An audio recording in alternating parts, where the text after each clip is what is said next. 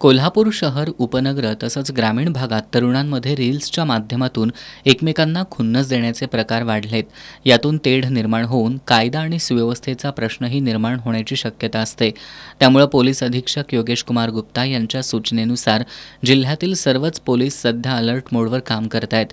रील्सच्या माध्यमातून एकमेकांना खुन्नस देणारे विशाल उर्फ सर्किट साळुंखे, ओंकार साबळे, रुपेश काशीद, भार्गव भोसले आणि आर्यन मोरे यांना शाहूपुरी पोलीस ठाण्यात बोलवून घेण्यात आलं. शहर पोलीस उपअधीक्षक प्रिया पाटील आणि शाहूपुरीचे निरीक्षक संतोष डोके यांनी या कथित रील स्टार्सना पोलिसी खाक्या दाखवत आज सायंकाळी विवेकानंद महाविद्यालय परिसरात फिरवण्यात आलं. यावेळी त्यांना पोलीस अधिकाऱ्यांनी कठोर शब्दात समज दिली.